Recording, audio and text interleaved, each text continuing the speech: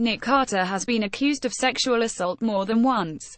In case you missed it, prior to Dream alum Melissa Schumans' shocking allegation against the Backstreet Boys member, Radar Online dug up a case file where a fan accused Carter of sexual assault back in '06.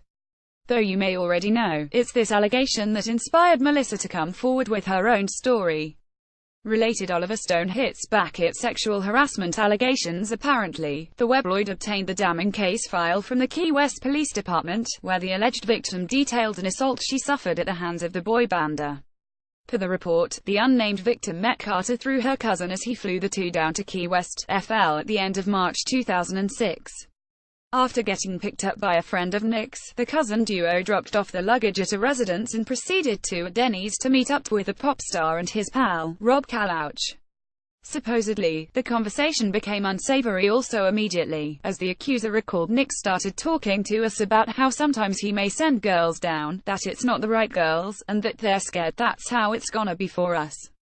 Like, we were gonna be ugly and fat and stuff. But when we came they said that they knew that it was us and were happy. The ladies then accompanied Nick and his squad to check out some real estate before heading out to dinner. She continued, Rob, Nick's friend, he would keep putting his arm around me or something like that. I just wanted to be nice and I didn't want to, like, put him off or anything like that.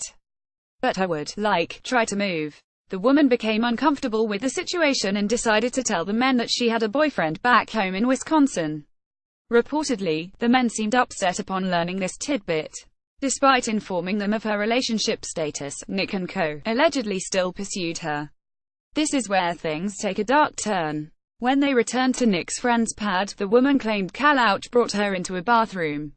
She remembered he pulled me into the bathroom and Nick came in. They were trying to take my top off. I had a tube top on. And they did get it off, and they were touching my chest. And so I was just trying to get my clothes back. I did get them back and I put them back on. After Carter left, Rob put the woman on her knees and is said to have demanded he didn't, like, throw me on the floor or anything, but he put me on the floor and he said, we have to do this. And he already had his dick out. Ugh. Through tears, the woman says she performed oral for maybe a minute. Nick returned to the bathroom with his genitals out and didn't notice the then 20-year-old girl was crying until halfway through. The woman explained, I started crying. Then Nick came him, and he had his dick out already, too, and they moved my head to Nick's dick and then Nick asked why I was crying. He yelled at Rob and said that, you always do this. You always make the girls cry. He's like, you can't do that. The woman said she didn't try to fight back as she wasn't sure what they were capable of. It's said Carter eventually tried to comfort the woman, and then left the bathroom again. As for Rob, he allegedly took the girl's hand and placed it on his penis while kissing her. She stopped the assault by pushing him away and by kicking and struggling. Related celebs mourned David Cassidy online when the men left the home. The victim called her boyfriend and a friend for help, but they couldn't do much because she didn't know where she was. Upon Carter and Co.'s return, the complainant pretended to be asleep. This reportedly did not dissuade Rob from attempting to assault her again. The accuser added, Rob came and he had his dick out and he was trying to unbutton my pant and I would, that's when I just pushed him away. I said, I'm tired. I can't do this. I was like, just leave me alone. In her statement, the woman said both Carter and Kalauch forced her to put her mouth on their genitals without consent. The young woman returned home on March 27, where she had a sexual assault examination kit completed at a hospital.